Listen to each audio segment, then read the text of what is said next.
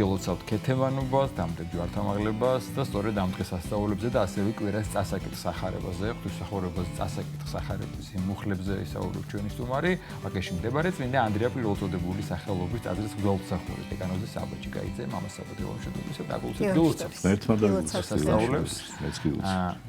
ყველა ისეთი თემაა, რომ ერთი გადაცემა არ ყოფნის, მაგრამ ჩვენ სამეო უნდა ჩავატიოთ. მეტნაკლებად პირველ რიგში ქეთევანობა. რთული ამოცანა. ძალიან რთული ამოცანა, მაგრამ თქვენ შეგიძლიათ ყოველთვის დიდი დღეა დღეს ქართველთათვის, ჩვენი დიდი დედოფლის და ესე უწოდა ეკლესიამ ქართველთა მნათობი. დიდმოწამე დედოფალი, როგორც საოცარი შექება და შეფასება, ხო ის რო არ იცოდა უკვე ხვდები რაღაც გამორჩეულია. დედოფალი ქეთევანი, რომლის მოწამეობრივი აღსასრული იყო განსაცვიფრებელი, მათ შორის აი აღწერილი აღწერეს, რომ განაცვიფრა სხვებიც კი, სხვა რელიგიის ხალხი. რამდენიმე სიტყვით შევეხოთ კიდევ ერთხელ წმინდა დედოფალს და შემდგომ უკვე დამდგარ ჯვართამაღლებაზე ვისაუბროთ. გილოცავთ ყველას, ულუსამთელ საქართველოს ამ ძალიან დიდ დღეს მართალს ბრძანებ კახა, იმიტომ რომ გამორჩეულია წმინდა ქეთევანი დედოფალი, იმიტომაც გამორჩეული ეპიტეტიც მიუძღვნა წმინდა ეკლესია მას ქართველთა მნათობი უწოდა.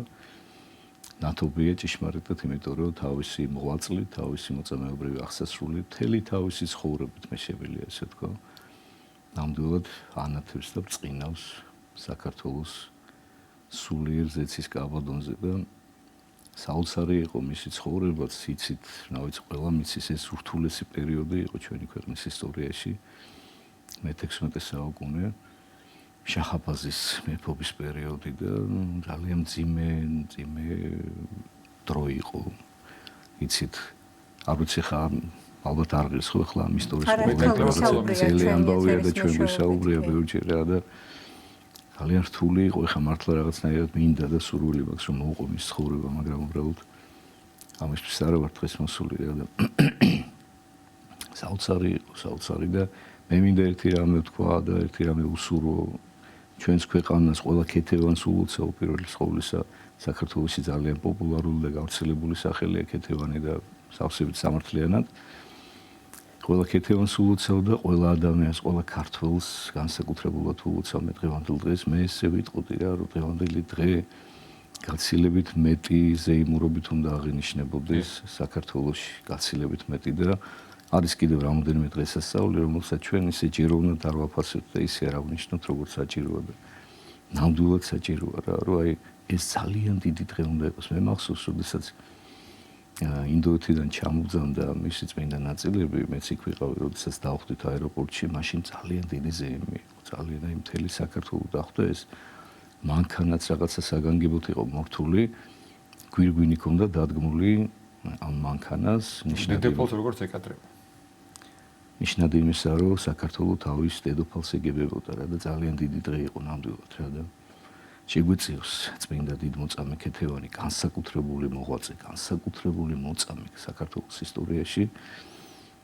რა ვიცი, მისი მსგავსნი ჩვენ ყავდნენ დიდება უფალს, მადლობა უფალს საქართველოს ისტორია დიდარია აი ესეთი საოცარი წმინდანებით რა და ერთ-ერთი მათგან ყველაზე გამორჩეული ალბათ სწორედ ქეთევანი არის დიდმოწამე საქართველოს მნათობი, რომელიც რა ვიცი, გაუგონარი წამებით აწამეს. გაუგონარი წამებით. მიზანმიმართულად აგეგმილად თან ჯერ ამხელა ტრავმა იყო მისთვის, რომ გაიგო მისი შვილიშვილების ამბავი, რომლებიც დაასაჭურისეს და პატარა ალექსანდრე გარდაიცვალა, ვერ გაუძლოდ კიბირს ლევანი ჭკუიდან შეიშალა ეს ყომის და არ და გადაყოლილი იყო ამ შვილიშვილებზე. ჯერ ისედაც ამხელა ტრაგედია დატრიალდა იმ სამეფო კარზე ხო რომ კონსტანტინე მირზამ გამუსულმანებულმა მამადაც მაამოკლა ეს ქეთევანის მეუღლე დავით იყო თავისით გარდაიცვალა და აი ამ ტკივილების შემდეგ მე შვილიშვილების ამბების მერე და შემდეგ აი ეს რაღაცა უზარმაზარი მისი ტკივილი და მისი წამება და მამას უყურებდა ხალხი, ამას უყურებდნენ კათოლიკე მისიონერები, რომელმაც დღემდე მთელ მსოფლიოში, არა მხოლოდ საქართველოში და ესეც ღმერთის განგებით მოხდა მე ვთვლი და რა თქმა უნდა ასეა, რომ იმდენად დიდი მოწამე იყო და ღმერთმა იცოდა მისი სულიერი ახოვანების შესახებ თუ როგორ დაითმენდა ის ამ განსაცდელს აი ამ წამებას და განგებ მოაგვარა ღმერთმა ესე რომ მის წამებას ძალიან ბევრი ადამიანი და მათ შორის უცხოელები ესწრებოდნენ და ისინი ძალიან დიდ პატივს მიაგებენ ჩვენს ნათობს, ჩვენს კეთილს შეეწევს, ჩვენს ქვეყანას და მისი ლოცვა და მისი მადლი არ მოხლებოდეს. ხვალ არის ჯვართამაღლება, ასევე დიდი დღე. უდიდესი. ხვალ არის მარხვა სოთაშორის. ერთადერთი საუფლო დღესასწაული, რომელიც მარხვით დღესასწაული. მარხვით და რადგეც არ უნდა დაემთხვეს, ყოველთვის არის მარხვა და ზოგ შეიძლება უკვირს, იმიტომ რომ დღესასწაულია, რატოა მარხვით რატო აღინიშნება და კიდევ ერთხელ შევახსენოთ, რას დღესასწაულობთ, რაზეა საუბარი და რატომ არის მარხვა. შენ სავსებით სამართლიანად აღნიშნე შესავალში, კახა რომ ეს დღე იმიტომ დღესასწაულება მარხვით, რომ ჩვენ ამ დღეს ვიხსენებთ მასზე ჯვარზე გაკრულ უფალს. ჩვენთვის თავგანწირულ, ჩვენთვის მომკვდარ, ჩვენთვის გამოსახსნელად მოსულ განხორციელებულ სიტყვას უფალს ჩვენს იესო ქრისტეს, რომელმაც წარმოუდგენელი რამ გააკეთა ყოველი ადამიანისთვის, ხო? რომ სიკვდილამდე დაიმდაბლა თავი იმისთვის, რომ ჩვენ გამოვიხსენით. ჯვარზე სიკვდილამდე. მე მინდა შეგახსენოთ, რომ ის ღმერთი იყო ყოვლის შემძლე, რომელსაც ნებისმიერ წუთს და ნებისმიერ წამს შეეძლო დაესრულებინა ეს თავისი უსამართლო ტანჯვა. თუნდაც ჯვარზე გაკრულს უკვე და თუნდაც ნაცემს ბოლომდე გამეტებულს, ამაი მაშინას კი შეიძლებოდა, რომ აი ბოლომდე ყველაფერი ხო გავაკეთე, ხო აი მეტი რა გინდათ, ხო? მაგრამ არა, სიკვდილამდე დამდაბლდა, ჯოჯოხეთამდე დამდაბლდა, ბოლომდე გაწირა თავისი თავი და სწორედ ამეთი გამოგვიხსნა ჩვენ მთელი კაცობრიობა და სწორედ აი ამ დღეს ვიხსენებთ, აი როგორც ნებისმიერ ოთხშაბათს და პარასკევს ჩვენ რატომ არ ხულობთ, იმიტომ რომ ოთხშაბათს ვიხსენებთ იმ დღეს, როდესაც გასცა იუდამ მაცხოვარი ჩვენ იესო ქრისტე და პარასკევს ყოველთვის ვიხსენებთ, რომ სწორედ ეს დღე იყო, როდესაც უფალი ჩვენი ჯვარზე გააკრეს და ყოველ ოთხშაბათს და პარასკევს მარხულობთ და რასაკვირველია გამორჩეულად მარხვით აღვასრულებთ საუფლო დღესასწაულს ჯვართამაღლებისას, როდესაც მთელი ეკლესია განსაკუთრებულად იხსენიებს ამ დღეს და აბსოლუტურად ლოგიკურია, იმიტომ რომ იმ დღესასწაულიც არის სასაკვირველია, უდიდესი, იმიტომ რომ სწორედ ჯვარზე მოხდა გამოხსნა ჩვენი ჯვარზე მოხდა ეშმაკის დამარცხება საბოლოოდ და სიკვდილის დათრგუმა, მაგრამ ამავდროულად ეს სევდისმოგრელი დღესასწაულია ცხადია, იმიტომ რომ ჩვენ ადამიანებმა ჩვენთვის მოსული ღმერთი ვერ ვიცანით და ჯვარზე გავაკარეთ და მოვაკვდინეთ. ამიტომ აი ამ ჩვენს ცოდვას, ამ ჩვენს ყველაზე დიდ უკეთურებას სამყაროში რაც კი მომხდარა, რომ ადამიანური ღმერთი მოკლა, აი ამას ყველაფერს ვიხსენებ ჩვენ და ამიტომ ღმერთ შენდობას ვთხოვთ და სინანულით ვევედრებით უფალს უგვაპატიოს ეს უდიდესი დანაშაული და ამიტომ რა თქმა უნდა მარხვით არის ეს დღე. და ასევე აღნიშნოთ საბაჭურის დატვირთვა თუ რატომ არჩია მაცხოვარმა ჯვარზე რომ გაკრულიყო და ჯვარზე აღესრულებინა თავისი სიცოცხლე. იცით რა, თვითონ ჯვარსაც შეეხება ჯვარი ოდითგანვე სამყაროს 4 კუთხეს განასახიერებდა. ჯვარზე გაკრული ღმერთი არის სიმბოლო იმისა, რომ უფალმა მთელი სამყარო გამოიხსნა და არა მხოლოდ კონკრეტულად ისრაელიერი. იმიტომ რომ ჯვარი მთელ სამყაროს მოიცავს 4 კუთხეს ქვეყნისას. ჯვარი მოგეხსენება წამების იარაღი იყო მანამდე, ქრისტემდე და შიშის მომგვრელი იყო ყოველი ადამიანისათვის. და სამარცხვინო ამავდროულად. სამარცხვინო, ყველაზე სამარცხვინო სიკვდილად ითვლებოდა ჯვარზე გაკვრა და ჯვარზე გაკვრით სჭიდან ყველაზე მძიმე დამნაშავეებს. აი ვინც ყველა მისოდა, რომ აი რაღაც საშინელი დამნაშავე იყო. კაცის კვლელი რეციდივისტი რა დამონცირებელი. ხო, ყველაზე დამონცირებელი სიკვდილი იყო ეს რა. და უფალმა ეს ყველაზე დამონცირებელი სიკვდილიც მიიღო და იტვირთა, მაგიტომ ამბობ რა ის სუბოლომდე დაიმდაბლა თავი. არც შეურაცხყოფების დროს უმართლებია თავი, არც ცილისწამების დროს უმართლებია თავი. აი არ ვიცი ხა ადამიანებს წაიკითხოს ამ ყველაფერს თუ გულით კითხულობ შეუძლებელია რომ ამ ყველაფერმა არ შეძრას და არ შეუყვარდეს მისთვის ჯვარცმული ღმერთი და რაღაცა ცოტა რა ვიცი ჩვენ ბევრჯერ ვკითხულობთ, მაგრამ მაინც არა გვაქვს ის მადლიერება ღმერთისადმი სამწუხაროდ რაც უნდა გქონდეს.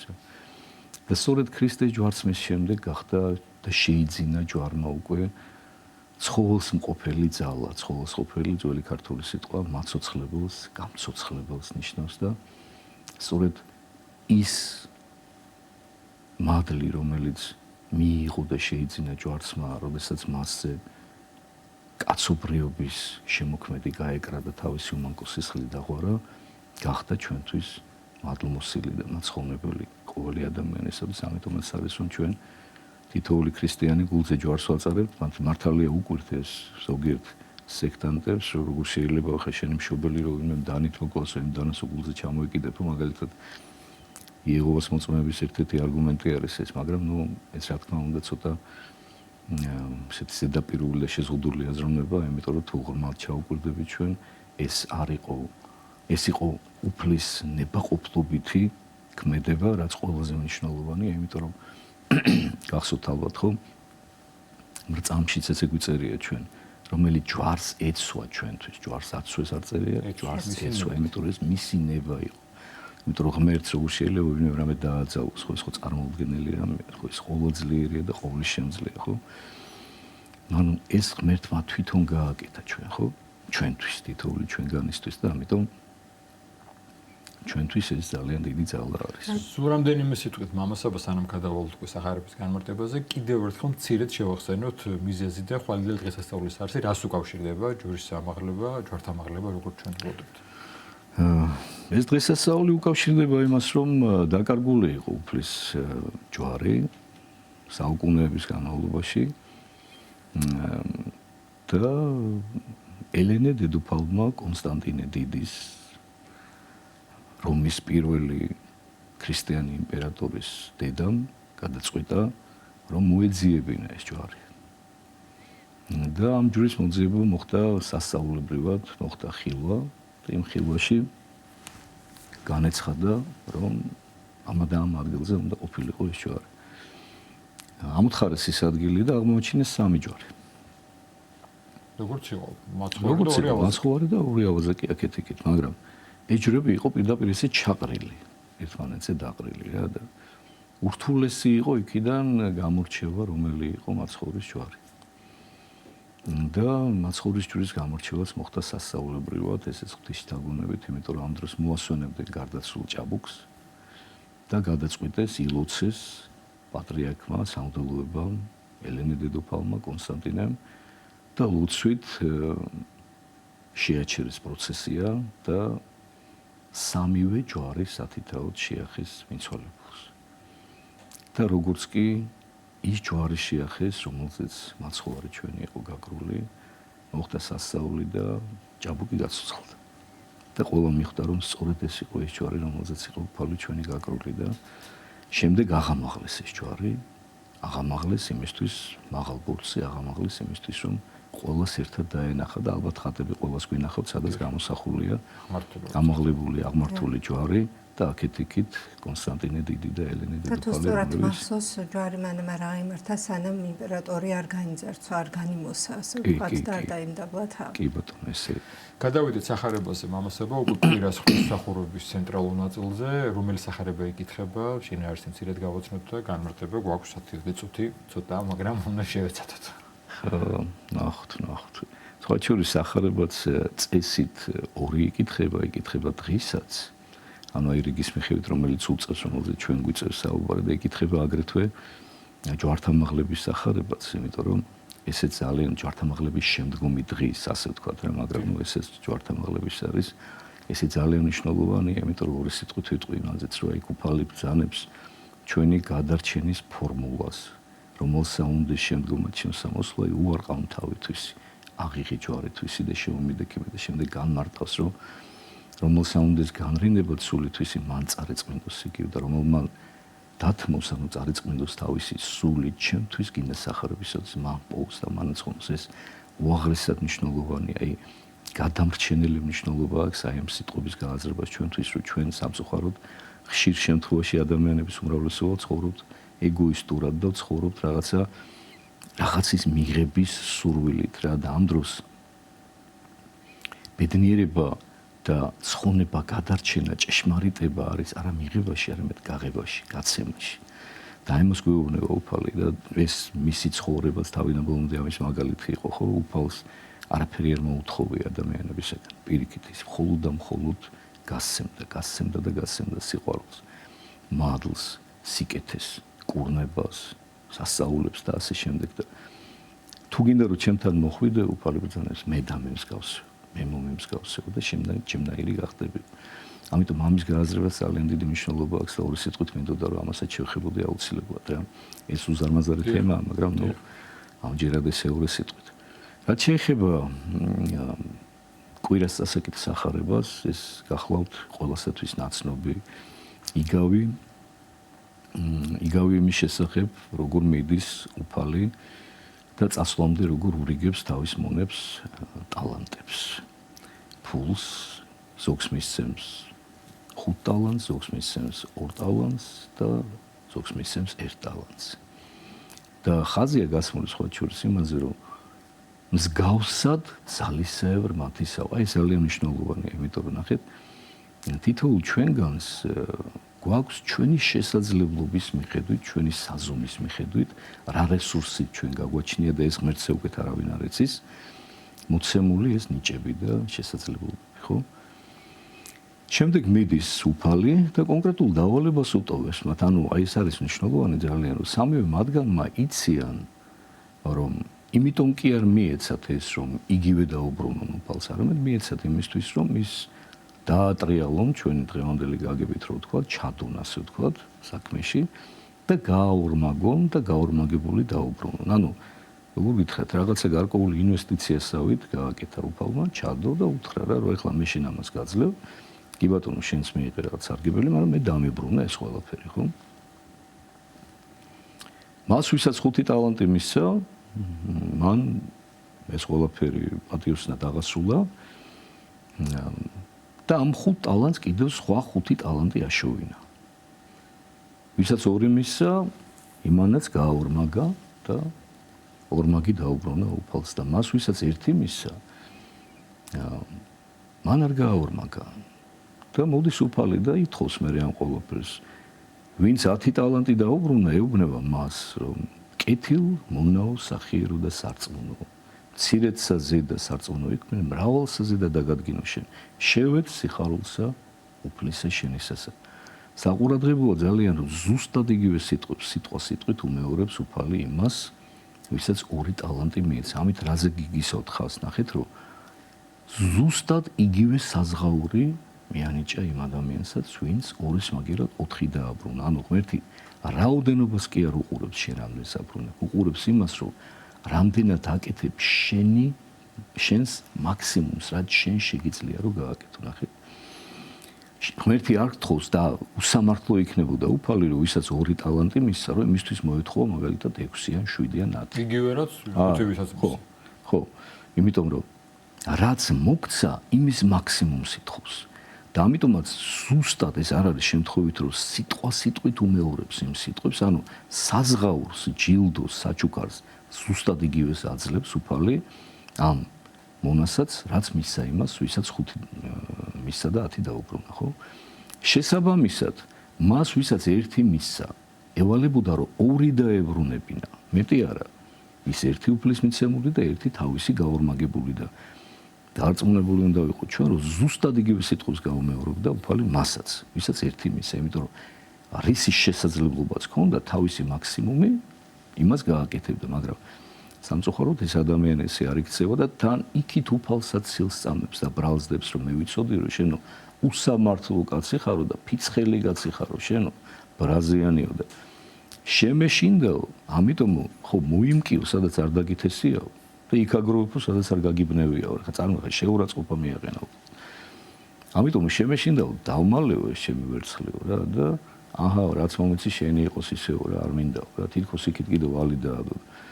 უფალმა მას უსაყვედურა და უთხრა, რომ თუ შენ ეგრე მიცნობდიო, ჯერ ერთი მეგეთი არა ვარ, მაგრამ თუ შენ ეგრე მიცნობდიო, მით უმეტეს გევალებოდაო, რომ ეს ყველაფერი გაგეკეთებინაო რა და ამიტომ ის მერე საჯელს იღებს, აქედან ჩვენ რა თქმა უნდა ვისწავლოთ ის, რომ ის ნიჭები, ის შესაძლებლობები, რომელიც მოგვეცა ღვთისაგან, აუცილებლად უნდა გავაორმაგოთ, აუცილებლად უნდა მოვახმაროთ სიკეთეს, აუცილებლად უნდა მოვახმაროთ ადამიანებს. აუცილებლად უნდა საქმედ გადავაქციოთ ეს ყველაფერი, თუ ჩვენ ეს ყველაფერი მოგვიკითხეთ. ეს არის ნათელი მაგალითი იმისა, რომ შემთხვევით არავინ უბადებია დროის გასაყვანად არავინ არ ჩდება ამ სამყაროში. არავინ, ჩვენ ყველას დავალება გვაქვს ამ ქვეყანაზე და ეს დავალება უნდა შევასრულოთ და უფალს უნდა დაუბრუნოთ ის ტალანტები, თანაც გაორმაგებული. აი ნახეთ მეაქციეთ ყურადღება, როცა უფალ შენ იმას უბრუნებ. მხოლოდ შენს ნიჭს, ამ შენ თუ შენი ნიჭი არ გამოიყენე. ხშირად მინახავს მე რომ ადამიანი თავისი ნიჭით ამაყობს, მაგრამ ამაში სამაყო არაფერი, იმიტომ რომ ნიჭი ღვთისაგან მოგეცა. ეს უფლისაა. მაგრამ აი შენ თუ ის ნიჭი უკვე გამოიყენე, ანუ შენი ნება თუ გამოავლინე და ღვთისაგან ბუძებული ნიჭი უკვე სიკეთედ გადააქციე შენ, ხო? და თუ მოამსახურე ეს ყველაფერი ადამიანებს და გაიაზრე რომ ყველაზე აღმატებული ფორმა ცხოვრების ეს არის მსახურება ადამიანებისათვის, როგორც უფალი ბრძანებს და თავადაც მოგცამის მაგალითი, ხო?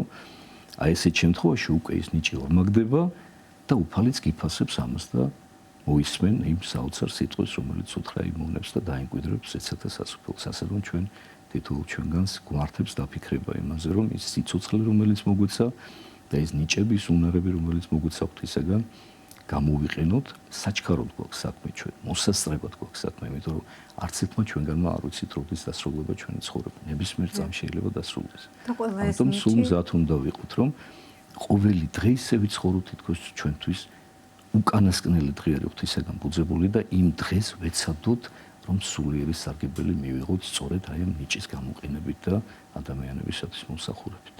არა ამ პარტავნებით, არამედ თავდაბლობით. სიმდაბლით აუცილებლად, რასაკვირველი. დიდი მადლობა მამასაბა. შევეცადეთ რომ ჩვენი ამდენადაც შეიძლება მოკლედ მიმოვიხილეთ ყველაფერი. კი, უღრმესი მადლობა მამასაბა. კიდევ ერთხელ დღევანდელ დღეს გილოცავთ ამდენ ჯვართამაღლება, შეგახსენებთ გვესაუბრებოდა ვაკეში მდებარე წმინდა ანდრია პირველწოდებული სახელობის ტაძრის მღვდელმსახური, დეკანოზი საბა ჭიკაიძე.